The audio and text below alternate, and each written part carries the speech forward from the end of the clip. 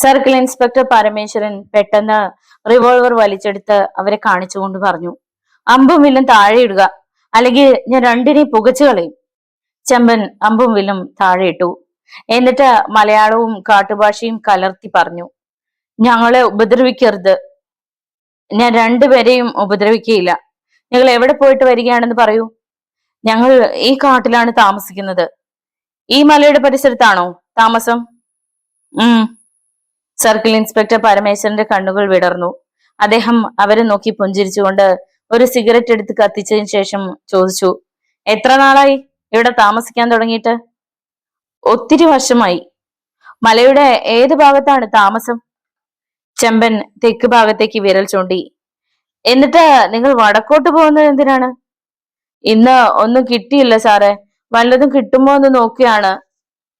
സാരമില്ല, എന്റെ പക്കൽ ഭക്ഷണമുണ്ട്. നമുക്ക് നിങ്ങളുടെ താമസ സ്ഥലത്തേക്ക് പോകാം. അവർ തിരികെ നടന്നു. കൂട്ടുകാരോട് അവിടെ ഇരുന്നു കൊള്ളാൻ ആംഗ്യം കാണിച്ചിട്ട് സർക്കിൾ ഇൻസ്പെക്ടർ പരമേശ്വരൻ സാവധാനം അവരോടൊപ്പം നടന്നു. ഗരുഡൻ മലയുടെ തെക്കേ ഭാഗത്തുള്ള ചെരുവിലൂടെ നടന്ന് കിഴക്കാൻ തൂക്കായി കിടക്കുന്ന മല കയറി ഗൂഢസംഘം പ്രവർത്തിക്കുന്ന ഭൂഗർഭ അറയുടെ പിൻവശത്ത് അവർ എത്തി. അപ്പോഴേക്കും ഇരുട്ട് പരന്നു കഴിഞ്ഞിരുന്നു. നിരപ്പായ സ്ഥലത്ത് കിതപ്പകറ്റാനായി അവർ നിന്നു. സാറ് ഒറ്റയ്ക്കാണോ ഇവിടെ വന്നത്? ചെമ്പൻ ചോദിച്ചു. ഇനി എങ്ങനെ മടങ്ങിപ്പോകും? ഇന്ന് രാത്രിയിൽ പോകുന്നില്ല. പിന്നെ? ഇന്ന് നിങ്ങളോടൊപ്പം കഴിയാമെന്ന് വിചാരിക്കുന്നു. ചെമ്പൻ അയാളെ തറപ്പിച്ചു നോക്കിയിട്ട് റോസലിനെ ദയനീയമായി നോക്കി. വാ, അയാൾ വിളിച്ചു. സാവധാനം നിരപ്പായ സ്ഥലത്തു കൂടി അവർ കുറച്ചു ദൂരം കൂടി നടന്നു. പെട്ടെന്ന് ഇൻസ്പെക്ടറുടെ മേൽ രണ്ടുപേർ ചാടി വീണു. നിമിഷ നേരം കൊണ്ട് അവർ അദ്ദേഹത്തെ ബന്ധനസ്ഥനാക്കി. സർക്കിൾ ഇൻസ്പെക്ടർ പോയിട്ട് 1 മണിക്കൂർ കഴിഞ്ഞിരിക്കുന്നു. നേരം നല്ലതുപോലെ ഇരുട്ടുകയും ചെയ്തു. എന്തു ചെയ്യണമെന്നറിയാതെ അദ്ദേഹത്തിന്റെ അനുയായികൾ 3 പേരും വിഷമിച്ചിരിക്കുമ്പോഴാണ് ഒരു യുവതിയുടെ പ്രാകൃത ഭാഷയിലുള്ള ഗാനാലാപനം അവരുടെ കാതുകളിൽ പതിച്ചത്. അവൻ എഴുന്നേറ്റ് നിന്ന് കാതോർത്തു. അപ്പോഴേക്കും യുവതി പോലീസ് ഓഫീസർമാരുടെ അടുത്ത് എത്തിക്കഴിഞ്ഞിരുന്നു.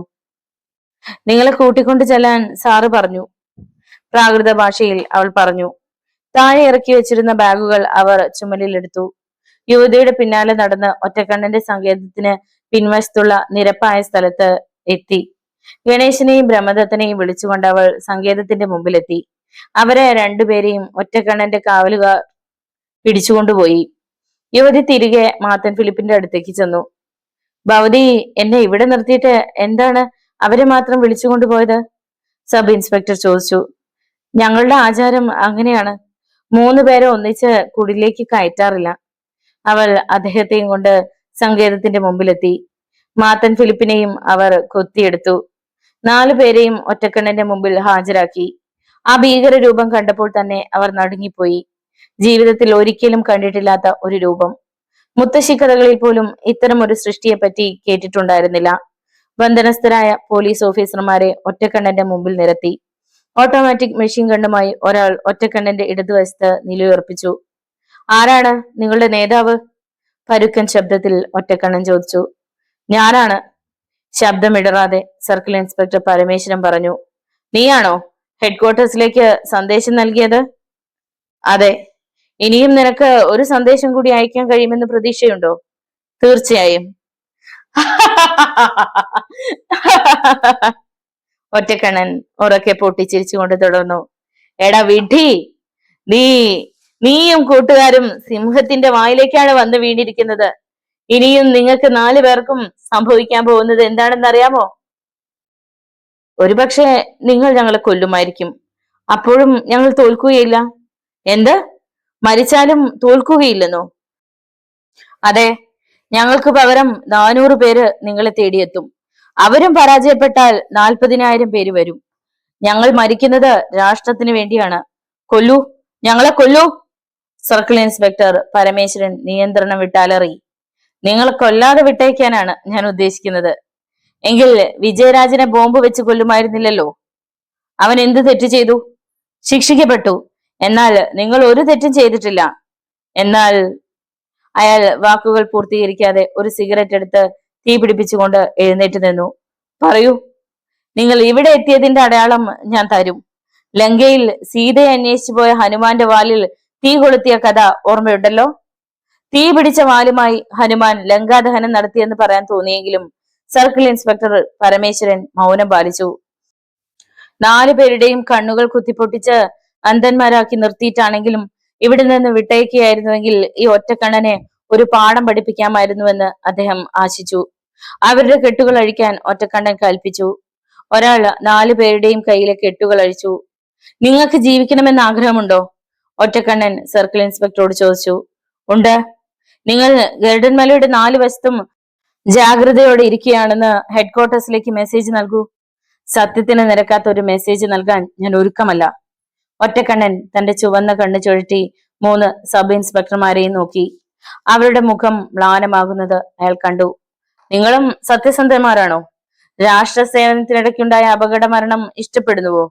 അവർ മറുപടി പറയാതെ സർക്കിൾ ഇൻസ്പെക്ടർ പരമേശ്വരനെ നോക്കി.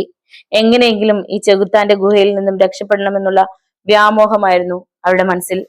സർ, പതിഞ്ഞ ശബ്ദത്തിൽ സബ് ഇൻസ്പെക്ടർ ഗണേശ് സർക്കിളിനെ വിളിച്ചു. എന്താ? ഹെഡ്ക്വാർട്ടേഴ്സിലേക്ക് തെറ്റായ മെസ്സേജ് നൽകാൻ ഞാൻ തയ്യാറാകണമെന്നാണോ നിങ്ങൾ പറയാൻ തുടങ്ങുന്നത്? അതെ. നിങ്ങൾക്ക് മരിക്കാൻ ഭയമാണോ? പറയൂ, ഞാൻ ചോദിച്ചു കേട്ടില്ലേ. പ്രമദത്ത, മാത്തം ഫിലിപ്പേ, നിങ്ങൾ മരണത്തെ ഭയപ്പെടുന്നുവോ? സർ, നമുക്ക് രക്ഷപ്പെടുകയാണ് ആവശ്യം. സർക്കിൾ ഇൻസ്പെക്ടർ അവരുടെ മുഖത്തേക്ക് നോക്കി. 3 പേരും വളരെ പരിക്ഷീണരായിരിക്കുന്നതായി അദ്ദേഹത്തിന് മനസ്സിലായി. സർക്കിൾ എന്തോ പറയാനായി ഭാവിച്ചപ്പോൾ വാതിൽക്കൽ സുന്ദരിയായ ഒരു യുവതി പ്രത്യക്ഷപ്പെട്ടു. ബോസ്. ഹെഡ് ഓഫീസിൽ നിന്നും മെസ്സേജ് എത്തിയിരിക്കുന്നു. അയാൾ അവളോടൊപ്പം മറ്റൊരു മുറിയിലേക്ക് പോയി. അപ്പോൾ സർക്കിൾ ഇൻസ്പെക്ടർ ശബ്ദം താഴ്ത്തി പറഞ്ഞു. തെറ്റായ വിവരം ഹെഡ്ക്വാർട്ടേഴ്സിലേക്ക് നൽകാൻ ഞാൻ തയ്യാറല്ല. ഇപ്പൊ നൽകേണ്ടത് നമ്മളുടെ ജീവൻ മാത്രമാണ്. പിന്നീടോ കനത്ത വിലയായിരിക്കും നൽകേണ്ടി വരിക. ഒരു മനുഷ്യന് ഏറ്റവും വലുത് അവന്റെ ജീവനാണ്. അവന് കുടുംബമുണ്ട്, ബന്ധങ്ങളുണ്ട്, നാടും രാജ്യവുമുണ്ട്. ഇവിടെ നമ്മുടെ മരണത്തിന് പോലും വിലയില്ലാതാകും. സബ് ഇൻസ്പെക്ടർ ഗണേശൻ പറഞ്ഞതിനെ പറ്റി സർക്കിൾ ഇൻസ്പെക്ടർ ആലോചിച്ചു. മെസ്സേജ് നൽകാൻ വിസമ്മതിക്കുന്ന തങ്ങളെ 4 പേരെയും ഇവർ വെടിവെച്ചു കൊന്നാൽ ആരും അറിയാൻ പോകുന്നില്ല. ഹെഡ്ക്വാർട്ടേഴ്സിൽ നിന്നും മറ്റൊരു അന്വേഷണ സംഘത്തെ അയക്കും. അവരും ഈ കശ്മലന്മാരുടെ വലയിൽ വീഴും. അതുകൊണ്ട് ഒറ്റക്കണ്ണം പറയുന്നത് തൽക്കാലം അനുസരിക്കുന്നതാണ് ഭംഗിയെന്ന് അദ്ദേഹത്തിന് തോന്നി. കുറച്ചു നേരം കൂടി ജീവിക്കാനുള്ള പഴുത് കിട്ടിയാൽ എന്തെങ്കിലും അവസരം ലഭിച്ചുകൂടുന്നില്ല. അദ്ദേഹം ആലോചിച്ചുകൊണ്ട് നിൽക്കുമ്പോൾ ഒറ്റക്കണ്ണൻ മുറിയിലേക്ക് കയറി. നിങ്ങൾ എന്ത് തീരുമാനിച്ചു? ഞങ്ങൾക്ക് ധാരാളം ജോലിയുണ്ട്. അയാൾ ധൃതി കൂട്ടി. വയർലെസ് തരൂ, ഹെഡ്ക്വാർട്ടേഴ്സിലേക്ക് മെസ്സേജ് നൽകാം, സർക്കിൾ ഇൻസ്പെക്ടർ പറഞ്ഞു. ഒറ്റക്കണ്ണന്റെ മുഖം വികസിച്ചു. ഉടൻ തന്നെ സർക്കിളിനെ ഒരു മുറിയിലേക്ക് കൊണ്ടുപോയി. ഒറ്റക്കണ്ണൻ നിർദ്ദേശിച്ചതുപോലെയുള്ള മെസ്സേജ് SP ഓഫീസിലേക്ക് അദ്ദേഹം കൊടുത്തു. ഒറ്റക്കണ്ണന്റെ മുഖം വികസിച്ചു. ഇനി നിങ്ങൾക്ക് ചില സ്വാതന്ത്ര്യങ്ങൾ ഞങ്ങൾ അനുവദിക്കാം. ഗ്രാമത്തിൽ നിന്ന് നഷ്ടപ്പെട്ട യുവതികളെ കാണേണ്ടേ? ഉവ്. അയാൾ ഒരു ബട്ടണിൽ വിരലമർത്തി. റോസ്ലിൻ വാതിൽക്കൽ മുഖം കാണിച്ചു. പുതുതായി എത്തിയ പെൺകുട്ടികളെ വിളിച്ചുകൊണ്ടുവരൂ. ഇയാൾ അവരുമായി സംസാരിച്ചു കൊള്ളട്ടെ. ഒറ്റക്കണ്ണൻ മുറി വിട്ടുപോയി. മുറിയിൽ സർക്കിൾ ഇൻസ്പെക്ടർ തനിച്ചായി. പെട്ടെന്ന് എഴുന്നേറ്റ് അദ്ദേഹം വയർലെസ് യന്ത്രത്തിന്റെ നോബിൽ പിടിച്ചു തിരിച്ചു. പലതവണ ശ്രമിച്ചിട്ടും വയർലെസ് പ്രവർത്തിച്ചില്ല. അവിചാരിതമായി വീണുകിട്ടിയ അവസരം വിനിയോഗിക്കാൻ കഴിയാത്തതിൽ അദ്ദേഹത്തിന് നിരാശ തോന്നി. അപ്പോൾ റോസ്ലിൻ ആ മുറിയിലേക്ക് കടന്നു വന്നു. ഭവതിയല്ലേ ഇന്നലെ ഞങ്ങളുടെ മുമ്പിൽ ഭംഗിയായി അഭിനയിച്ചത്? മറുപടി പറയാതെ അവൾ പുഞ്ചിരിച്ചതേയുള്ളൂ. എത്ര പണം ലഭിച്ചാലും സൗന്ദര്യവും ആരോഗ്യവുമുള്ള നിങ്ങളെ പോലുള്ളവർ സ്വന്തം ആയുസ് പാഴാക്കി കളയരുത്. ഞാനൊരു സർക്കിൾ ഇൻസ്പെക്ടറാണ്. നിന്റെ പ്രായത്തിലുള്ള ഒരു മകൾ എനിക്കുമുണ്ട്. നമുക്ക് സംസാരിച്ചു നിൽക്കാനുള്ള ഒരു സ്ഥലമല്ല ഇത്. കഴിഞ്ഞ ദിവസം എത്തിയ പെൺകുട്ടികൾ താങ്കളെ കാണാനായി കാത്തു നിൽക്കുന്നു. അവരെ വിളിക്കൂ. അടുത്ത നിമിഷം പെൺകുട്ടികൾ മുറിക്കുള്ളിലേക്ക് കയറി. കൗമാരപ്രായം കഴിഞ്ഞ് യുവത്വത്തിലേക്ക് കാലുകുത്തിയ യുവസുന്ദരികൾ. തമിഴ്നാട്ടിലെ ചെമ്മീൻ കമ്പനിയിൽ അഷ്ടിക്ക് വകയുണ്ടാക്കാൻ കഴിയുമെന്നുള്ള പ്രതീക്ഷയോടെ ബന്ധുക്കളെയും ഉറ്റവരെയും ഉപേക്ഷിച്ച് പോകാൻ തയ്യാറായ പാവം പെൺകുട്ടികൾ എത്തിച്ചേർന്നത് ഏതോ ഗൂഢസംഘത്തിലാണെന്ന് ഓർത്തപ്പോൾ അദ്ദേഹത്തിന് ദുഃഖം തോന്നി. ഇവരെ കണ്ടുപിടിക്കാനായി എത്തിയ താനും സഹപ്രവർത്തകരും അവരുടെ നീരാളി ഹസ്തങ്ങളിൽ തന്നെ വന്നു വീണു. പുറം ലോകവുമായി ബന്ധപ്പെടാനുള്ള ഒരു മാർഗവുമില്ല. നിരാശനായി ശൂന്യതയിലേക്ക് ദൃഷ്ടികൾ പതിപ്പിച്ചു കൊണ്ടിരിക്കുന്ന അദ്ദേഹത്തോട് യുവതികളിൽ ഒരാൾ ചോദിച്ചു. സർ, എന്തിനാണ് ഞങ്ങൾ വിളിപ്പിച്ചത്? ഞാൻ നിങ്ങളെ കണ്ടുപിടിക്കാനായി എത്തിയ സർക്കിൾ ഇൻസ്പെക്ടറാണ്. വിജയരാജന്റെ കൂടെ എത്തിയ ജെമിനിയും ഇവിടെ ഉണ്ട്. അവളെ നിങ്ങൾ കണ്ടുവോ? കണ്ടു. എന്തെങ്കിലും വിവരം പറഞ്ഞോ? ഇല്ല. നിങ്ങൾക്ക് എന്തെങ്കിലും പറയാനുണ്ടോ? ഞങ്ങളോട് വളരെ സ്നേഹമാണ്. എല്ലാവിധ സുഖ സൗകര്യങ്ങളും ഉണ്ട്. നിങ്ങളോടൊപ്പം ശരീരം പങ്കുവെക്കാൻ ഇവർ ശ്രമിച്ചില്ലേ? ഇല്ല. നിങ്ങൾ എങ്ങനെയാണ് ഇവിടെ എത്തിയത്? പള്ളിമുറ്റത്ത് നിന്ന് ഒരു ചെറിയ ഹെലികോപ്റ്ററിൽ കയറ്റിക്കൊണ്ടുവരികയായിരുന്നു. വിജയരാജ് നിങ്ങളോട് പണം വാങ്ങിയിരുന്നുവോ? ഇല്ല. അയാൾ എവിടെ? ജെമിനി അന്വേഷിച്ചു. പെട്ടെന്ന് മുറിക്കുള്ളിൽ സ്ഥാപിച്ചിരുന്ന സൗണ്ട് ബോക്സിൽ നിന്ന് ഒരു യുവതിയുടെ ശബ്ദം മുഴങ്ങി. മിസ്റ്റർ പരമേശ്വരൻ, നിങ്ങൾ ഇനി സംസാരിക്കരുത്. വലതുവശത്ത് കാണുന്ന വാതിൽ തുറക്കുക. ബോസ് നിങ്ങളെ കാണാനായി കാത്തിരിക്കുന്നു. സർക്കിൾ ഇൻസ്പെക്ടർ പരമേശ്വരൻ യുവതികളെ ദയനീയമായി നോക്കിയിട്ട് അടുത്ത മുറിയിലേക്ക് കയറി. അവിടെ കറങ്ങുന്ന കസേരയിൽ ഒറ്റക്കണ്ണൻ കാത്തിരിപ്പുണ്ടായിരുന്നു. പെൺകുട്ടികളുമായി സംസാരിച്ചോ? ഉവ്. നിങ്ങൾക്ക് ഭാര്യയുമായി സംസാരിക്കണോ? ഒന്നുകിൽ ഞങ്ങളെ 4 പേരെയും വിട്ടയക്കണം, അല്ലെങ്കിൽ വധിക്കുക. സിംഹത്തെ പോലും കെട്ടിയിട്ട് പീഡിപ്പിക്കാം. മിസ്റ്റർ സർക്കിൾ ഇൻസ്പെക്ടർ, മരിക്കാൻ ഇത്ര ധൃതിയായോ? നിങ്ങളെപ്പറ്റി ഒരു വിവരവുമില്ലാതിരിക്കുന്ന ഭാര്യയുമായി സംസാരിക്കണോ എന്ന് ചോദിച്ചത് തെറ്റായിപ്പോയോ? എനിക്ക് ഭാര്യയുമായി സംസാരിക്കണമെന്നില്ല. ഗുഡ്. സഹപ്രവർത്തകർക്ക് അങ്ങനെ ഒരു ആഗ്രഹം തോന്നിയാൽ നിഷേധിക്കുമോ? നിങ്ങൾ മാനുഷിക ബന്ധങ്ങൾക്ക് കൂടുതൽ വില കൽപ്പിക്കുന്നുണ്ടെന്ന് കാണിക്കാനാണോ ഇങ്ങനെയൊക്കെ ചോദിക്കുന്നത്? അല്ല, വലിയൊരു ദൗത്യവുമായി നിങ്ങളെ മാത്രം ഞങ്ങൾ പുറത്തുവിടുകയാണ്. ദൗത്യം പൂർത്തിയാക്കിയാൽ മകൾ അഞ്ജുവും ഭാര്യയായ ഭവാനിയും മേലിൽ നിങ്ങളുടെ സ്വന്തമായിരിക്കും. സർക്കിൾ ഇൻസ്പെക്ടർ പരമേശ്വരൻ അതിഭയങ്കരമായി നടുങ്ങി. തന്റെ മകളുടെയും ഭാര്യയുടെയും പേര് ഇവർ എങ്ങനെ മനസ്സിലാക്കി? അവർക്ക് എന്തെങ്കിലും സംഭവിച്ചു കാണുമെന്ന് അദ്ദേഹം കരുതി. പിന്നെ പിടിച്ചു നിൽക്കാൻ കഴിഞ്ഞില്ല. ഒറ്റ കുതിപ്പിന് ഒറ്റക്കണ്ണന്റെ മേൽ ചാടി വീണു. അതേ നിമിഷം തന്നെ ബലിഷ്ഠരായ 2 പേർ എവിടെ നിന്നോ പാഞ്ഞു വന്ന് അദ്ദേഹത്തെ കടന്നു പിടിച്ചു. അവരുടെ ഉരുക്കുമുഷ്ടികളിൽ നിന്നും കുതറി മാറാൻ സർക്കിൾ ഇൻസ്പെക്ടർ ശ്രമിച്ചെങ്കിലും പരാജയപ്പെട്ടു. അഞ്ജുവും ഭവാനിയും ഇവിടെ ഉണ്ട്. ഒറ്റക്കണ്ണൻ അടുത്ത മാലപ്പടക്കത്തിനുകൂടി തീ കൊളുത്തിയിട്ട് കസേരയിൽ ചാരിക്കിടന്നു. എടാ ദ്രോഹി, നിന്നെ ഞാൻ! സർക്കിൾ ഇൻസ്പെക്ടർ സർവശക്തിയും എടുത്ത് അലറി. ബഹളം വെച്ചിട്ട് കാര്യമില്ല. ഞങ്ങൾ ഏൽപ്പിക്കുന്ന ജോലി ഭംഗിയായി നിർവഹിച്ചാൽ അവർക്കൊരു പോറൽ പോലും ഏൽക്കാതെ തിരികെ ലഭിക്കും. അല്ലെങ്കിൽ പറഞ്ഞു തുലക്കടാ. നിങ്ങളുടെ മുൻപിൽ വെച്ച് 2 പേരെയും ക്രൂരമായി ബലാത്സംഗം ചെയ്യും. അലറിക്കൊണ്ട് സർക്കിൾ ഇൻസ്പെക്ടർ മുമ്പോട്ട് കുതിച്ചു. എന്നാൽ ബലിഷ്ഠമായ കരങ്ങളിൽ നിന്നും അദ്ദേഹത്തിന് മോചനം ലഭിച്ചില്ല. ചെമ്പാ! ബലിഷ്ഠരായ താപ്പാനകളിൽ ഒരാളെ ഒറ്റക്കണ്ണും വിളിച്ചു. Yes boss. അഞ്ജുവിനെയും ഭവാനിയെയും കാണിച്ചു കൊടുക്കൂ. അവൻ സർക്കിളിനെ മറ്റൊരു മുറിയിലേക്ക് കൊണ്ടുപോയി. ഗ്ലാസ് ജനാലയിൽ കൂടി അദ്ദേഹം നടക്കുന്ന ആ കാഴ്ച കണ്ടു. 15ഓളം യുവതികളോടൊപ്പം തന്റെ ഓമന പുത്രിയും ഭാര്യയും ഇരിക്കുന്നു. റോസ്ലിൻ എന്തോ പറയുന്നു. എല്ലാവരും ജാഗ്രതയോടെ കേട്ടുകൊണ്ടിരിക്കുന്നു. പുറത്തു നിന്നുള്ള യാതൊരു ശബ്ദവും കടക്കാത്ത ബന്ധവസായ മുറിയിലായിരുന്നു യുവതികൾ. സർക്കിളിനെ വീണ്ടും ഒറ്റക്കണ്ണന്റെ മുമ്പിൽ അവർ ഹാജരാക്കി. അപ്പോൾ അദ്ദേഹം തികച്ചും പരീക്ഷീണനായിരുന്നു. താൻ പരിപൂർണമായി താൻ ഒറ്റക്കണ്ണന്റെ പിടിയിൽ അമർന്നു കഴിഞ്ഞുവെന്ന് അദ്ദേഹത്തിന് ബോധ്യമായി. ഇനി എന്തു പറയുന്നു? എടാ ഒറ്റക്കണ്ണ, നിന്നെ ഞാൻ കൊല്ലും! തന്നിൽ അവശേഷിച്ചിരുന്ന അവസാനത്തെ ഊർജവും അദ്ദേഹം അലറി തീർത്തു. കുറച്ചു നേരത്തേക്ക് മുറിക്കുള്ളിൽ നിശബ്ദത തളം കെട്ടി നിന്നു. നിശബ്ദതയെ ഭഞ്ജിച്ചുകൊണ്ട് ഒറ്റക്കണ്ണൻ പറഞ്ഞു, ഒരു പോലീസ് ഓഫീസർ ഏറ്റുമുട്ടാൻ തയ്യാറാകുന്നത് തന്റെ പിന്നിലുള്ള ബലവും ആയുധശക്തിയും കൊണ്ടാണ്. ഇപ്പോൾ നിങ്ങൾക്ക് അത് രണ്ടും നഷ്ടപ്പെട്ടു കഴിഞ്ഞു. ഇനി അനുസരിക്കുക. അദ്ദേഹത്തെ ഓപ്പറേഷൻ തിയേറ്ററിലേക്ക് കൊണ്ടുപോയി. കിഡ്നിയുടെ ഭാഗം ഓപ്പറേഷൻ ചെയ്ത് മൂത്രസഞ്ചിയുമായി ബന്ധിപ്പിച്ച് ഒരു ബോംബ് ഘടിപ്പിച്ചു. ഓപ്പറേഷന് ശേഷം റോസ്ലിന്റെ മേൽനോട്ടത്തിൽ ഒരു മുറിയിൽ കിടത്തി. ബോധം തിരികെ കിട്ടിയപ്പോൾ കഴിഞ്ഞ സംഭവങ്ങൾ അദ്ദേഹം ഓർമ്മിക്കാൻ ശ്രമിച്ചു. റോസ്ലിനെ കാണണ്ട എന്ന് കരുതി കണ്ണുകൾ അടച്ചു കിടന്നു. സർ, അവൾ മൃദുവായി വിളിച്ചു. സർ, സർ, പ്ലീസ് എന്നെ ശല്യപ്പെടുത്തരുത്. എന്തെങ്കിലും ശീതളപാനീയം തരട്ടെ? അല്പം വിഷം തരൂ. സർ, എന്റെ ഭാര്യയെയും മകളെയും ഒന്ന് കാണിക്കാമോ? നിങ്ങൾ നോർമൽ ആവട്ടെ. എനിക്ക് എന്താണ് സംഭവിച്ചിരിക്കുന്നത്? I am sorry sir. അവൾ മുഖം തിരിച്ചു കളഞ്ഞു. 2 ദിവസം കഴിഞ്ഞപ്പോൾ സർക്കിൾ ഇൻസ്പെക്ടർ കിടക്ക വിട്ടു. ഒറ്റക്കണ്ണന്റെ മുമ്പിൽ അദ്ദേഹത്തെ ഹാജരാക്കി. ഒറ്റക്കണ്ണൻ സർക്കിളിനെയും കൊണ്ട് ഗർഡൻമലയുടെ കിഴക്കേ ചെരുവിലെത്തി.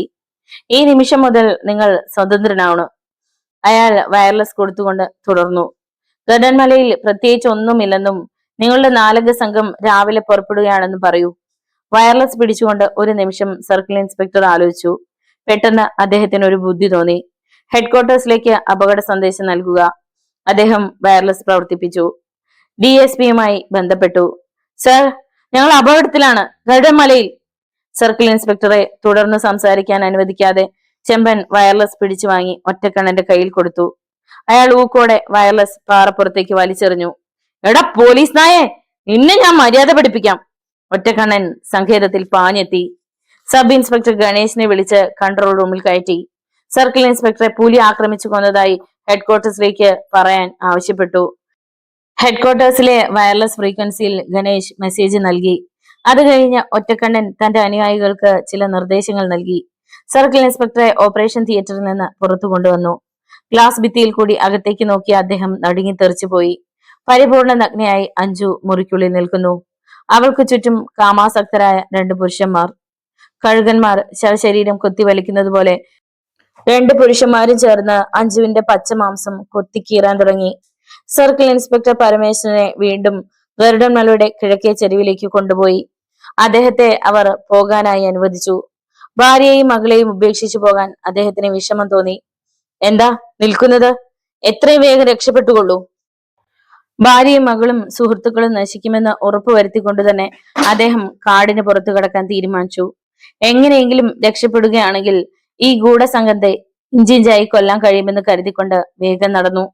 നിൽക്കൂ, പിന്നിൽ നിന്നുകൊണ്ട് ഒറ്റക്കണ്ണൻ ഉറക്കെ വിളിച്ചു. സർക്കിൾ ഇൻസ്പെക്ടർ തിരിഞ്ഞു നിന്നു. നിങ്ങൾ നാട്ടിലേക്ക് പോവുകയാണോ? അതെ. ഈ വനത്തിനുള്ളിൽ ധാരാളം വന്യമൃഗങ്ങളുണ്ട്. ഒറ്റയ്ക്കുള്ള യാത്ര വളരെ ദുഷ്കരമായിരിക്കും. അതുകൊണ്ട് നിങ്ങളുടെ സുഹൃത്തുക്കളെ കൂടി വിളിക്കാം. സബ് ഇൻസ്പെക്ടർമാരെ വിളിച്ചു കൊണ്ടുവരാൻ ഒറ്റക്കണ്ണൻ നിർദ്ദേശം നൽകി. ഉടൻ തന്നെ അവർ 3 പേരും ഒറ്റക്കണ്ണന്റെ അടുത്തെത്തി. അവരോട് അയാൾ പറഞ്ഞു, നിങ്ങളുടെ സർക്കിൾ ഇൻസ്പെക്ടർ ഹെഡ്ക്വാർട്ടേഴ്സിലേക്ക് തെറ്റായ മെസ്സേജ് നൽകി. അതിന്റെ ശിക്ഷ നൽകാൻ പോവുകയാണ്. അയാൾ പോക്കറ്റിൽ നിന്നും ചെറിയ കാൽക്കുലേറ്ററിന്റെ വലിപ്പമുള്ള ഒരു റിമോട്ട് കൺട്രോൾ കയ്യിലെടുത്ത് ഒരു ബട്ടണിൽ വിരലമർത്തി. സർക്കിൾ ഇൻസ്പെക്ടർ പരമേശ്വരന്റെ ശരീരം പൂക്കുറ്റി പോലെ പൊട്ടിച്ചിതറി. ആ കാഴ്ച അദ്ദേഹത്തിന്റെ സഹപ്രവർത്തകർ ഒരു നടുക്കത്തോടെയാണ് കണ്ടുനിന്നത്. കുറച്ചു നേരത്തേക്ക് അവർക്ക് ചലിക്കാൻ പോലും കഴിഞ്ഞില്ല. ഒറ്റക്കണ്ണന്റെ ആജ്ഞകൾ അനുസരിക്കാതിരുന്നാൽ ലഭിക്കാവുന്ന ശിക്ഷ എത്രയോ ക്രൂരമായിരിക്കുമെന്ന് അവർ മനസ്സിലാക്കി. ഇനി ജീവിക്കണമെങ്കിൽ അനുസരിക്കണം, അല്ലെങ്കിൽ പൂക്കുറ്റി പോലെ സ്വയം പൊട്ടിത്തെറിക്കണം. നിശബ്ദരായി അവർ ഒറ്റക്കണ്ണന്റെ നിർദ്ദേശപ്രകാരം തിരിഞ്ഞു നടന്നു. മുറിയിലെത്തിയിട്ടും അവർക്ക് സംസാരിക്കാൻ കഴിഞ്ഞില്ല. 1 മണിക്കൂർ കഴിഞ്ഞപ്പോൾ ഗണേശിനെ ക്യാബിനിലേക്ക് ഒറ്റക്കണ്ണൻ വിളിപ്പിച്ചു. 3 ദിവസങ്ങൾ കൂടി കഴിഞ്ഞാൽ നിങ്ങൾക്ക് പോകാം. അതിനു മുമ്പ് ഒരു ഓപ്പറേഷന് വിധേയരാകണം. ഓപ്പറേഷന്റെ പ്രത്യേകതകൾ എന്തൊക്കെയാണെന്നും കൂറുമാറാൻ ശ്രമിച്ചാലുണ്ടാകുന്ന പരിണിത ഫലം എന്താണെന്നും അയാൾ വിശദീകരിച്ചു. എന്ത് ജോലിയാണ് ഞങ്ങൾ ചെയ്യേണ്ടത്? ഞങ്ങൾക്ക് ആരോഗ്യമുള്ള പെൺകുട്ടികളെ ഏർപ്പാട് ചെയ്തു തരണം. തൽക്കാലം രക്ഷപ്പെടുകയാണ് ആവശ്യമെന്ന് കരുതി ഗണേഷ് സമ്മതിച്ചു. 4 ദിവസം കഴിഞ്ഞ് താൻ എത്തിച്ചേരുമെന്നും ഗണേഷ് ഹെഡ്ക്വാർട്ടേഴ്സിലേക്ക് സന്ദേശം അയച്ചു. അന്ന് രാത്രിയിൽ തന്നെ സബ് ഇൻസ്പെക്ടർ ഗണേഷിന്റെ ശരീരത്തിൽ ബോംബ് ഘടിപ്പിച്ചു. അദ്ദേഹം സുഖം പ്രാപിച്ചു കഴിഞ്ഞപ്പോൾ ഒറ്റക്കണ്ണൻ പറഞ്ഞു, തൽക്കാലം നിങ്ങൾ പോലീസ് വകുപ്പുമായി ബന്ധപ്പെടാതെ സ്വകാര്യ ജീവിതം നയിക്കുക. ഇതിനിടെ 5 പെൺകുട്ടികളെ ഞങ്ങൾക്ക് വേണ്ടി സംഘടിപ്പിക്കണം. പോലീസിന് വേണ്ടി പ്രവർത്തിച്ചാൽ ആ വിവരം ഞങ്ങളെ അറിയിക്കാനായി ബോംബിനോടൊപ്പം മൈക്രോവേവ് ട്രാൻസ്മിറ്റർ ഘടിപ്പിച്ചിട്ടുണ്ട്. പെൺകുട്ടികളെ എവിടെയാണ് ഞാൻ എത്തിക്കേണ്ടത്? നിർവികാരനായി സബ് ഇൻസ്പെക്ടർ ഗണേശ് ചോദിച്ചു. പള്ളിയുടെ മൈതാനത്തിൽ എത്തിക്കുക. രാത്രിയിൽ അദ്ദേഹത്തെ ശബ്ദരഹിതമായി സഞ്ചരിക്കുന്ന ചെറിയ ഹെലികോപ്റ്റർ കയറ്റി സുരക്ഷിതമായ ഒരു പ്രദേശത്ത് ഇറക്കിവിട്ടു. സബ് ഇൻസ്പെക്ടർ ഗണേശ് ദീർഘമായി നിശ്വസിച്ചു. അല്പസമയം അവിടെ നിന്നു. പിന്നീട് സാവധാനം മുമ്പോട്ട് നടന്നു. തൽക്കാലം വീട്ടിലേക്ക് പോകണ്ട എന്ന് അദ്ദേഹം തീരുമാനിച്ചു. തടവിൽ കഴിയുന്ന തന്റെ സഹപ്രവർത്തകരുടെയും കൊല്ലപ്പെട്ട സർക്കിൾ ഇൻസ്പെക്ടർ പരമേശ്വരന്റെയും ജീവന് പകരമായി ഒറ്റക്കണ്ണന്റെ സങ്കേതം തകർക്കുകയും അയാളെ ജീവനോടെ പിടികൂടുകയും ചെയ്യണമെന്ന് അദ്ദേഹം തീരുമാനിച്ചു. പെൺകുട്ടികളെ ഒറ്റക്കണ്ണന് സമ്മാനിച്ചാലും ഇനി ജീവിക്കാൻ അനുവദിക്കുകയില്ല. 5 പെൺകുട്ടികളെ വലവീശി പിടിച്ചു കൊടുത്തിട്ടും വിജയരാജനെ അവർ വെറുതെ വിട്ടില്ല. സർക്കിൾ ഇൻസ്പെക്ടർ പോലെ പാവപ്പെട്ട ചെറുപ്പക്കാരൻ പൊട്ടിത്തെറിക്കുകയായിരുന്നു. വളരെ ദൂരം നടന്ന് സബ് ഇൻസ്പെക്ടർ ഗണേശ് ഹൈറേഞ്ചിലെ ചെറിയൊരു പട്ടണത്തിലെത്തി. അവിടെ നിന്നും ഒരു ടാക്സി പിടിച്ച് DSP ഓഫീസിന്റെ മുമ്പിലെത്തി. ഡ്രൈവർക്ക് കൂലി നൽകാൻ പണമില്ലാതിരുന്നത് കൊണ്ട് 1 മിനിറ്റ് നിൽക്കാൻ പറഞ്ഞിട്ട് ടാക്സിയിൽ നിന്ന് ഇറങ്ങി. അപ്പോൾ അപരിചിതനായ ഒരു മനുഷ്യൻ അദ്ദേഹത്തിന്റെ അടുത്തേക്ക് ചെന്നു. താങ്കൾ സബ് ഇൻസ്പെക്ടർ ഗണേശ് അല്ലേ? അതെ. എന്നെ മനസ്സിലായില്ലേ? എനിക്ക് അല്പം തിരക്കുണ്ട്, ഞാൻ പുറത്തേക്ക് വന്നിട്ട് സംസാരിക്കാം. അദ്ദേഹം മുമ്പോട്ട് ധൃതിയിൽ നടക്കാൻ തുടങ്ങിയപ്പോൾ അപരിചിതൻ പറഞ്ഞു, എന്നെ അവഗണിച്ചുകൊണ്ട് ഓഫീസ് കോമ്പൗണ്ടിലേക്ക് കയറരുത്. സംശയദൃഷ്ടിയോടെ സബ് ഇൻസ്പെക്ടർ അയാളെ തിരിഞ്ഞു നോക്കി. ഇവിടെ വരൂ. അയാളുടെ ശബ്ദത്തിന് ആജ്ഞാശക്തി ഉള്ളതുപോലെ സബ് ഇൻസ്പെക്ടർക്ക് തോന്നി. അദ്ദേഹം മുമ്പോട്ട് വെച്ച കാൽ പിന്നോട്ട് വലിച്ചു. എന്താ? അപരിചിതൻ പോക്കറ്റിൽ നിന്നും ഒരു കാൽക്കുലേറ്റർ എടുത്ത് കാണിച്ചു. അതെന്താണെന്ന് സബ് ഇൻസ്പെക്ടർ ഗണേഷ് മനസ്സിലാക്കി. റിമോട്ട് കൺട്രോൾ, തന്റെ ജീവന്റെ താക്കോൽ. ടാക്സിയിൽ കയറൂ, വാടക ഞാൻ നൽകാം. ഉറക്കെ നിലവിളിച്ചുകൊണ്ട് ഓഫീസ് കോമ്പൗണ്ടിലേക്ക് ഓടിക്കയറിയാലോ എന്ന് ഒരു നിമിഷം അദ്ദേഹം ആലോചിച്ചു. പക്ഷേ താൻ നിലവിളിച്ചു തീരുന്നതിന് മുമ്പ് റിമോട്ട് കൺട്രോളിന്റെ ബട്ടൺ അമർന്നു കഴിയും. ഒരു മൽപിടുത്തം നടത്തിയാലും ഫലം അപകടം തന്നെ. എന്തു ചെയ്യണമെന്നറിയാതെ അദ്ദേഹം സ്തംഭിച്ചു നിന്നു. എന്താണ് ആലോചിക്കുന്നത്? ടാക്സിയുടെ മുൻ സീറ്റിൽ കയറിയിരുന്നുള്ളൂ. അദ്ദേഹം അനുസരിച്ചു. അയാൾ പിൻസീറ്റിൽ കയറി. എങ്ങോട്ടാണ് പോണ്ടത്? ഡ്രൈവർ ചോദിച്ചു. സാറിന്റെ വീട്ടിലേക്ക് വിടൂ. സബ് ഇൻസ്പെക്ടർ വഴി പറഞ്ഞു കൊടുത്തു. ടാക്സി ഓടിക്കൊണ്ടിരിക്കുമ്പോൾ സബ് ഇൻസ്പെക്ടർ കൂടുതൽ അസ്വസ്ഥനായി. വീട്ടിലെത്തിക്കഴിഞ്ഞാൽ തന്റെ അമ്മ പെങ്ങന്മാരെ കൂടി ഈ കാട്ടാളൻ തട്ടിയെടുത്തു കൊണ്ടുപോകുമെന്ന് അദ്ദേഹത്തിന് തോന്നി. അതിനു മുമ്പ് എല്ലാം കഴിയണം. തിരക്കൊഴിഞ്ഞ റോഡിലെത്തിയപ്പോൾ വണ്ടി നിർത്താൻ അദ്ദേഹം ആവശ്യപ്പെട്ടു. വണ്ടി നിന്നു. ഗണേശും ഒറ്റക്കണ്ണന്റെ ഏജന്റും താഴെ ഇറങ്ങി. അയാൾ ഡ്രൈവർക്ക് വാടക കൊടുത്തു. ഡ്രൈവർ വണ്ടി വിട്ടുപോയി. മിന്നൽ വേഗത്തിൽ സബ് ഇൻസ്പെക്ടർ ഗണേശ് അയാളെ ഗാഢമായി ആലിംഗനം ചെയ്തു. അയാൾ കുതറി മാറാൻ ശ്രമിച്ചെങ്കിലും സബ് ഇൻസ്പെക്ടർ വിട്ടുകൊടുത്തില്ല. ഒരു കൈകൊണ്ട് അയാളെ ചുറ്റി വരിഞ്ഞിട്ട് റിമോട്ട് കൺട്രോൾ കരസ്ഥമാക്കാനായി ശ്രമിച്ചുകൊണ്ടിരുന്നു. താൻ പരാജയപ്പെടുമെന്ന് തോന്നിയപ്പോൾ മരണ ഏജന്റ് റിമോട്ട് കൺട്രോളിന്റെ ബട്ടൺ അമർത്തി. അടുത്ത നിമിഷം പൂക്കുറ്റി പോലെ രണ്ടുപേരും ആകാശത്തേക്ക് പൊട്ടിച്ചിതറി. സബ് ഇൻസ്പെക്ടറുടെ ശരീരത്തിൽ ഘടിപ്പിച്ചിരുന്ന ബോംബ് പൊട്ടിത്തെറിച്ച വിവരം കൺട്രോൾ ബോർഡിൽ ഒറ്റക്കണ്ണിന് ലഭിച്ചു. ചിതറിക്കിടക്കുന്ന സബ് ഇൻസ്പെക്ടറുടെ ശരീരം പ്രശ്നങ്ങൾ സൃഷ്ടിക്കുമെന്ന് അയാൾ മനസ്സിലാക്കി. കൃത്യമായ സ്ഥലം കണ്ടുപിടിക്കണമെങ്കിൽ അന്വേഷണം ആവശ്യമായിരുന്നു. ചെറിയ ഹെലികോപ്റ്ററിൽ ഉടൻ തന്നെ രണ്ടുപേർ പറന്നുയർന്നു. അവർ ഉയർന്ന പോലീസ് ഉദ്യോഗസ്ഥന്മാരുടെ യൂണിഫോമിലാണ് സഞ്ചരിച്ചിരുന്നത്. പോലീസ് എത്തുന്നതിന് മുമ്പ് അവർ സംഭവ സ്ഥലത്ത് എത്തിച്ചേർന്നു. ഭാഗ്യം അവരോടൊപ്പമായിരുന്നു. വിജനമായ അവിടെ ഒരു മനുഷ്യജീവി പോലും എത്തിയിട്ടില്ലായിരുന്നു. തെളിവുകൾ നശിപ്പിച്ചതിനു ശേഷം അവർ പറന്നുപോയി. ഒറ്റക്കണ്ണന്റെ മാനസിക പിരിമുറുക്കം വിട്ടുമാറി. പോലീസ് ഡിപ്പാർട്ട്മെന്റിൽ നിന്നും കൂടുതൽ അന്വേഷണം ഉണ്ടാകാതിരിക്കാനുള്ള പദ്ധതികളെ പറ്റി അയാൾ ആലോചിച്ചു. ദുർഘട വനപ്രദേശത്തു കൂടി യാത്ര ചെയ്യുകയാണെന്ന് കരുതുന്ന പോലീസ് ഉദ്യോഗസ്ഥന്മാരെ പറ്റി ഉത്കണ്ഠയോടെയായിരിക്കും ഹെഡ്ക്വാർട്ടേഴ്സ് കാത്തിരിക്കുന്നത്. ഒന്നുകിൽ അവർ കൊല്ലപ്പെടണം, അല്ലെങ്കിൽ തിരികെ ഹെഡ്ക്വാർട്ടേഴ്സിൽ എത്തിച്ചേരണം. ഇനി അവരെ വിട്ടയക്കുന്ന പ്രശ്നം ഉദിക്കുന്നില്ല. വന്യമൃഗങ്ങളുടെ ആക്രമണത്താൽ ഉണ്ടാകുന്ന മരണമാണ് അഭികാമ്യം. രാത്രിയിൽ തന്നെ കെണിയൊരുക്കാൻ അയാൾ തീരുമാനിച്ചു. ഇണക്കി വളർത്തുന്ന പുള്ളിപ്പുലിയെ കൂട്ടിൽ നിന്നും ഇറക്കി. രാത്രിയുടെ അവസാനത്തെ യാമങ്ങളിൽ അറവുശാലയിലേക്ക് നയിക്കപ്പെടുന്ന മാടുകളെ പോലെ പുള്ളിപ്പുലിയോടൊപ്പം യന്ത്രത്തോക്കുകൾക്ക് മുന്നിൽ സബ് ഇൻസ്പെക്ടർ ബ്രഹ്മദത്തനും മാത്തം ഫിലിപ്പും ഗരുഡമലയ്ക്ക് കിഴക്ക് ഭാഗത്തായി ഉയർന്നു കാണുന്ന പാറക്കെട്ടിന് മുകളിലേക്ക് നടന്നു. പാറയുടെ മുകളിൽ വെച്ച് വിശന്നു വലഞ്ഞ പുള്ളിപ്പുലി രണ്ടുപേരെയും കടിച്ചു കീറി. അവരുടെ ചുടുരക്തം പാറപ്പുറത്ത് തളം കെട്ടിക്കിടന്നു. മലയോര ഗ്രാമത്തിലെ പെൺകുട്ടികളെ അന്വേഷിച്ചു പോയ സംഘത്തിന് അപകടം സംഭവിച്ചുവെന്ന് തന്നെ പോലീസ് വകുപ്പ് അനുമാനിച്ചു. എന്താണ് സംഭവിച്ചതെന്ന് മനസ്സിലാക്കാനായി ഫോറസ്റ്റ് അധികൃതരുടെ സഹായത്തോടെ വീണ്ടും അന്വേഷണം ആരംഭിച്ചു. ഘോരവനത്തിലൂടെ ബഹുദൂരം സഞ്ചരിച്ച് അവർ ഗരുഡൻ മലയിൽ എത്തിച്ചേർന്നു. ഒരു മലയണ്ണാനെ അമ്പു വീഴ്ത്താനായി ശ്രമിച്ചുകൊണ്ടിരിക്കുന്ന അർദ്ധനഗ്നരായ ആദിവാസി ദമ്പതികളെയാണ് അവർക്ക് അവിടെ കാണാൻ കഴിഞ്ഞത്. കാട്ടുമനുഷ്യരുടെ പ്രാകൃത ഭാഷ വശമായുള്ള ഫോറസ്റ്റ് ഗാർഡ് അവരെ അടുത്തേക്ക് വിളിച്ച് വനത്തിനുള്ളിൽ പോലീസ് ഉദ്യോഗസ്ഥന്മാരെ കണ്ടോ എന്ന് അന്വേഷിച്ചു. അവർ അന്വേഷണ സംഘത്തെ വിളിച്ചുകൊണ്ട് ഗരുഡൻ മലയ്ക്ക് കിഴക്ക് ഭാഗത്ത് ഉയർന്നു നിൽക്കുന്ന പാറപ്പുറത്തെത്തി. അവിടെ കണ്ടത് ദയനീയമായ കാഴ്ചയായിരുന്നു. ദുർഗന്ധം പരത്തിക്കൊണ്ട് ഹതഭാഗ്യരായ സബ് ഇൻസ്പെക്ടർമാരുടെ കീറി മുറിഞ്ഞ ശരീരം അവിടെ കിടപ്പുണ്ടായിരുന്നു. ശവശരീരങ്ങൾ കൊണ്ടുപോകാനുള്ള സംവിധാനങ്ങൾ ഉടൻ തന്നെ ചെയ്തു. ഗരുഡൻ മലയുടെ താഴ്വരയിൽ കുടിൽ കെട്ടി താമസിക്കുന്ന ദമ്പതികളെ ഫോറസ്റ്റ് ഗാർഡ് ചോദ്യം ചെയ്തു. ഗരുഡൻ മലയിൽ ഹെലികോപ്റ്റർ വന്നിട്ടില്ലെന്ന് അവർ മലദൈവങ്ങളെ സാക്ഷി നിർത്തി ആണയിട്ട് പറഞ്ഞു. ഹെലികോപ്റ്റർ കിഴക്കോട്ട് പറന്നു പോകുന്നത് കണ്ടിട്ടുണ്ടെന്ന് അവർ സമ്മതിക്കുകയും ചെയ്തു. ഫോറസ്റ്റ് ഉദ്യോഗസ്ഥന്മാരും പോലീസുകാരും പോയി. ഓപ്പറേഷൻ ജംഗിൾ എന്ന ഫയൽ മടക്കി കെട്ടി. കൊല്ലപ്പെട്ട ഉദ്യോഗസ്ഥന്മാരുടെ കുടുംബങ്ങളിൽ നേരിട്ട് അനുശോചനം അറിയിക്കാനായി എത്തിയ ഉയർന്ന ഉദ്യോഗസ്ഥന്മാർ സർക്കിൾ ഇൻസ്പെക്ടറുടെ വീട് പൂട്ടിയിട്ടിരിക്കുന്നത് കണ്ട് അത്ഭുതപ്പെട്ടു. സർക്കിൾ ഇൻസ്പെക്ടറുടെ ഭാര്യയും മക്കളും എവിടെ? അടുത്ത വീട്ടിൽ അന്വേഷിച്ചു. അവർ എങ്ങോട്ട് പോയെന്ന് അടുത്ത വീട്ടുകാർക്കും അറിഞ്ഞുകൂടായിരുന്നു. സർക്കിൾ ഇൻസ്പെക്ടറുടെ ഭാര്യയുടെ വീട്ടിലെ ഫോൺ നമ്പർ അടുത്ത വീട്ടിൽ നിന്ന് ലഭിച്ചു.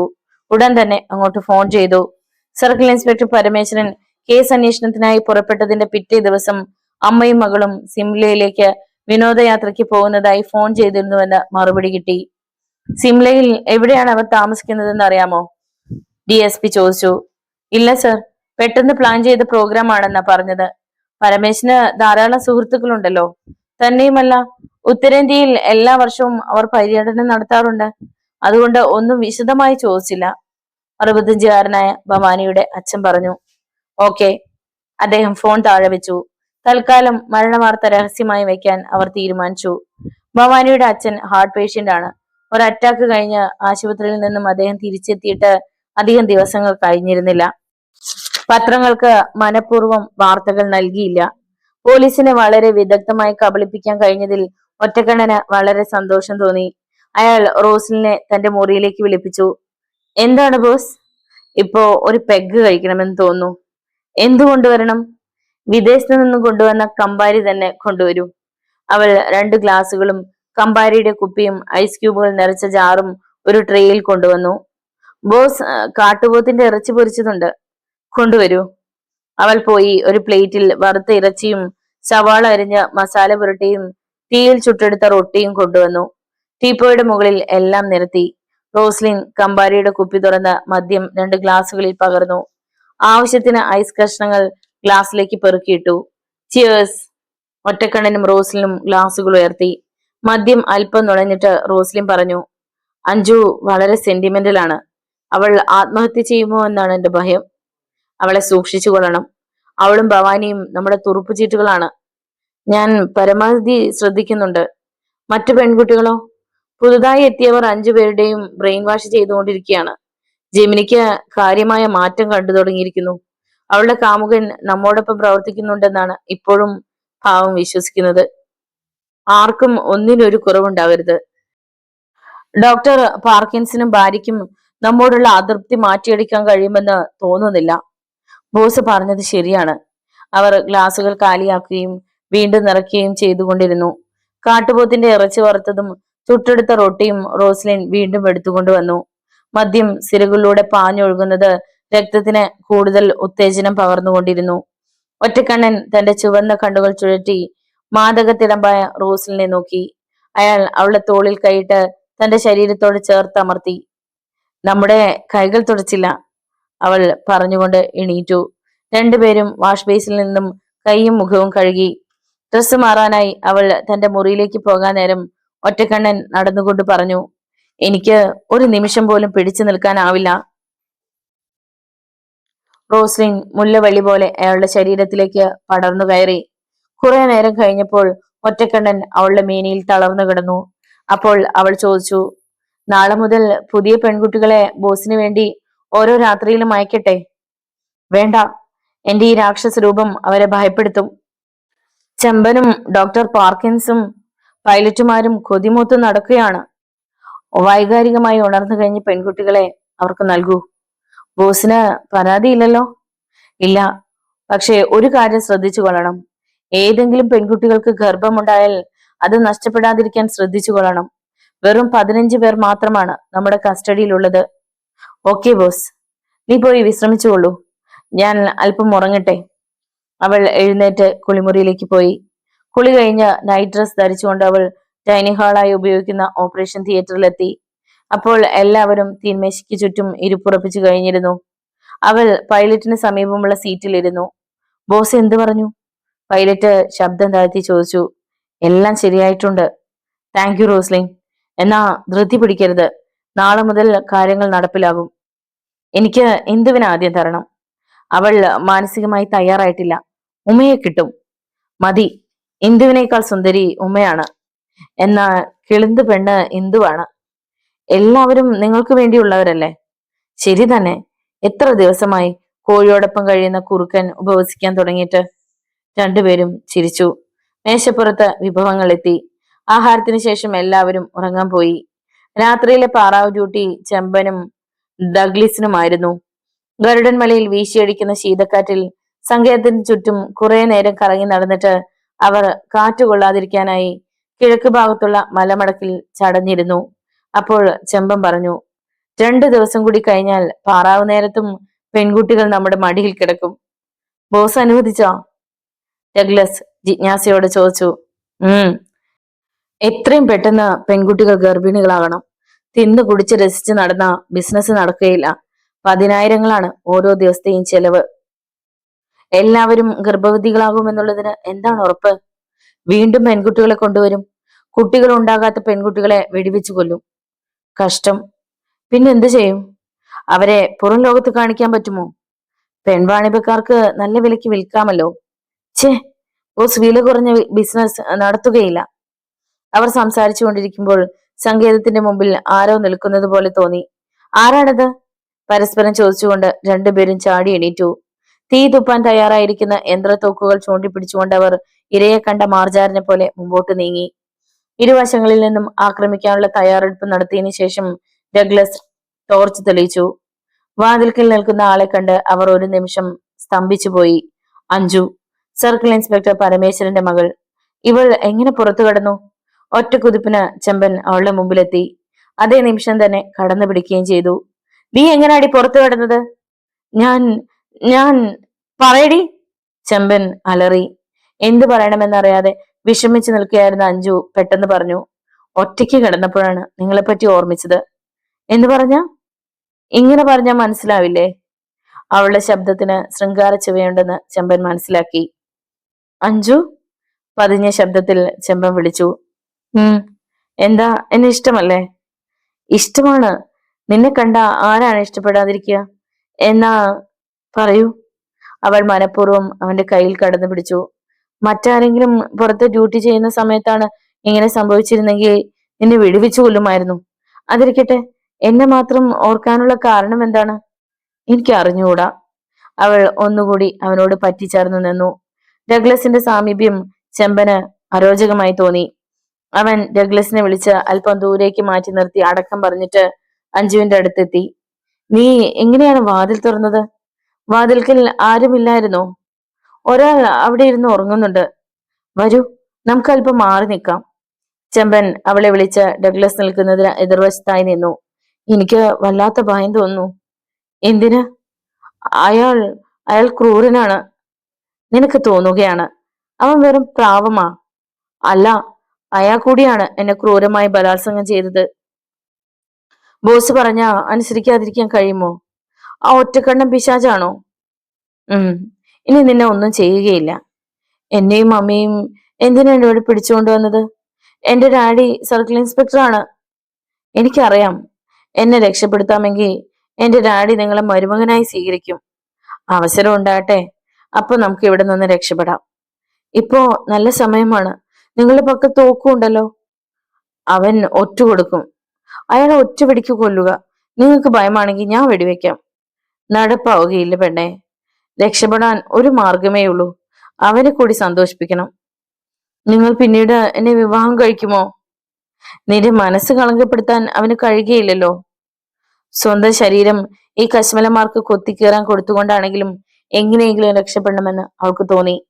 താൻ രക്ഷപ്പെട്ടാൽ തന്റെ മമ്മിയും 10-15 പെൺകുട്ടികളും രക്ഷപ്പെടും. അവൾ സംസാരം മതിയാക്കിയിട്ട് വികാരവതിയായി അഭിനയിച്ചുകൊണ്ട് ചെമ്പനെ കെട്ടിപ്പുണരുകയും ചുംബിക്കുകയും ചെയ്തു. അഞ്ജുവിനെ കണ്ടപ്പോൾ മുതൽ വികാരം കടിച്ചു പിടിച്ച് നിയന്ത്രിച്ചുകൊണ്ട് നിൽക്കുകയായിരുന്ന ചെമ്പൻ അവളെ കോരിയെടുത്ത് നിരപ്പായ ചെങ്കലിന് മുകളിൽ കിടത്തി. അവൻ അവളെ വരിഞ്ഞു മുറുകി തെരുതെരെ ചുംബിച്ചു. അഞ്ജു വെറുതെ ചിരിക്കുകയും ഇക്കിളിയുള്ളതായി അഭിനയിക്കുകയും ചെയ്തു. ചെമ്പൻ അവളുടെ ശരീരത്തിലേക്ക് ആഴ്ന്നിറങ്ങി. തീ അണഞ്ഞപ്പോൾ ചെമ്പൻ എണീറ്റു. ഞാൻ അവനെ വിളിച്ചുകൊണ്ട് വരട്ടെ? അവളുടെ അനുവാദത്തിനായി കാത്തു നിൽക്കാതെ ചെമ്പൻ സാവധാനം നടന്ന് ഡഗ്ലസിന്റെ അടുത്തെത്തി. ഡഗ്ലസും അവളെ കീഴടക്കി. നിങ്ങളാണ് ആദ്യമായി എന്നെ സ്പർശിച്ചത്. അതുകൊണ്ട് ജീവിതത്തിൽ ഒരിക്കലും ഞാൻ മറക്കുകയില്ല. തന്റെ ആത്മാവിനുള്ള രക്തം കുടിക്കാനായി വെമ്പൽ കൊള്ളുന്ന രക്തരക്ഷസിനെ പുറത്തുവിടാതെ അവൾ പറഞ്ഞു. സത്യത്തിൽ എനിക്ക് നിന്നെ ബലാത്സംഗം ചെയ്യണമെന്നില്ലായിരുന്നു. എനിക്കറിയാം. ഞാൻ പോകട്ടെ? ഡഗ്ലസ് എഴുന്നേറ്റു. പോകാൻ ഇത്ര ധൃതിയാണോ? അവൾ ഡഗ്ലസിനെ വീണ്ടും തന്നോട് ചേർത്തി അമർത്തി പറഞ്ഞു. നിങ്ങൾ രണ്ടുപേരും ഇനി എന്റെ സ്വന്തമാണ്. സത്യം? അതെ. ഇനി നിങ്ങൾക്ക് നൈറ്റ് ഡ്യൂട്ടി ഉള്ളപ്പോ പറയണം, ഞാൻ ഇറങ്ങി വരാം.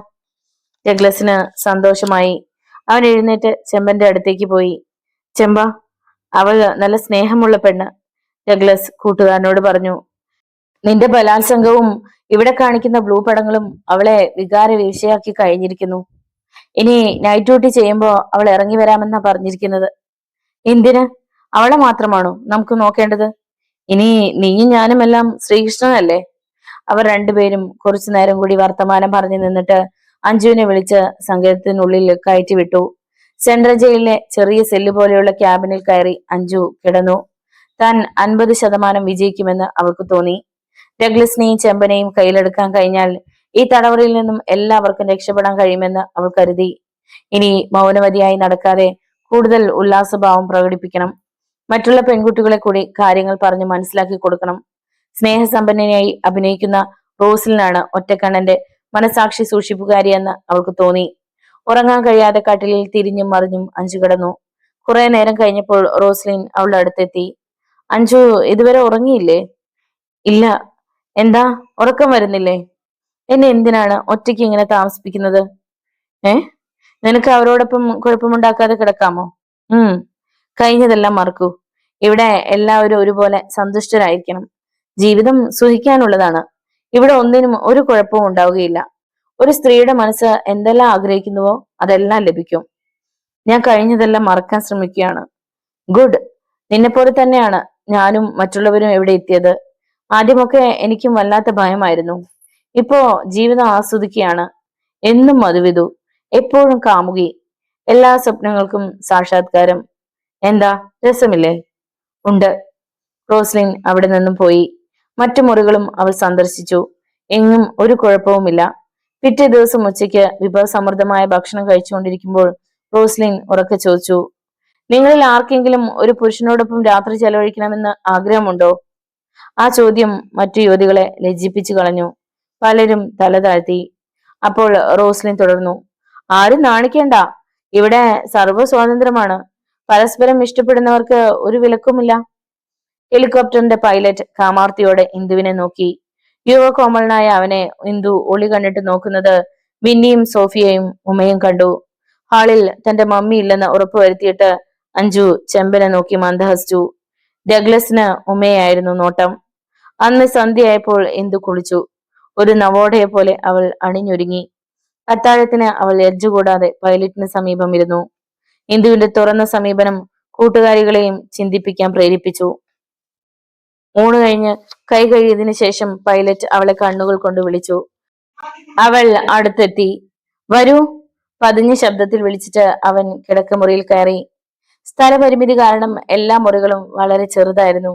ഒരു കട്ടിലും ടിവിയും മാത്രമായിരുന്നു മുറിയിലെ ഉപകരണങ്ങൾ. ഇന്ദു അവന്റെ പിന്നാലെ അകത്ത് കടന്നു. ഇരിക്കൂ, അവളുടെ തോളുകളിൽ പിടിച്ചുകൊണ്ട് അവൻ പറഞ്ഞിട്ട് ഒരു സിഗരറ്റിന് തീ കൊളുത്തി. ഇന്ദു സാവധാനം ഫോമെത്തയിലിരുന്നു. പെട്ടെന്ന് വോൾട്ടേജ് വർദ്ധിച്ചതുപോലെ അവൾക്ക് തോന്നി. ഇപ്പോൾ മുറിയിൽ അനേകം ബൾബുകൾ പ്രകാശിക്കുന്നുണ്ട്. എന്തിനാണ് ഇത്രയും വെളിച്ചം? ലൈറ്റുകൾ ഓഫ് ചെയ്യൂ, അവൾ പതുക്കെ പറഞ്ഞു. സ്വിച്ചുകൾ മറ്റെവിടെയോ ആണ്. അവൻ ഇന്ദുവിന് സമീപം ഇരുന്നു. എന്നിട്ട് അവളുടെ തോളിൽ കൈയിട്ടു. ഷോ, വാതിൽ തുറന്നു കിടക്കുന്നു, ഇന്ദു പരിഭവം പറഞ്ഞു. ഇവിടെ മിക്ക മുറികൾക്കും കതകില്ല. ആർക്കും ഒന്നും ഒളിക്കാനില്ലല്ലോ. എന്നാലും നീ വരൂ, ഞാൻ സംശയം തീർത്തു തരാം. പൈലറ്റ് അവളെയും കൊണ്ട് മറ്റൊരു മുറിയുടെ വാതിൽക്കലെത്തി. അവിടെ കണ്ട കാഴ്ച ഇന്ദുവിനെ അക്ഷരാർത്ഥത്തിൽ തന്നെ നടുക്കി കളഞ്ഞു. നോവലിന്റെ തുടർന്നുള്ള ഭാഗങ്ങൾ കേൾക്കുവാൻ വേണ്ടി ചാനൽ സബ്സ്ക്രൈബ് ചെയ്യുക. നിങ്ങളുടെ വിലയേറിയ അഭിപ്രായങ്ങളും നിർദ്ദേശങ്ങളും കമന്റ് ബോക്സിൽ രേഖപ്പെടുത്തുക. വീഡിയോ ഇഷ്ടമായാൽ ഒന്ന് ലൈക്ക് ചെയ്ത് മറ്റു സുഹൃത്തുക്കൾക്ക് കൂടി ഷെയർ ചെയ്ത് നൽകുക. നാളെ കാണാം. നന്ദി.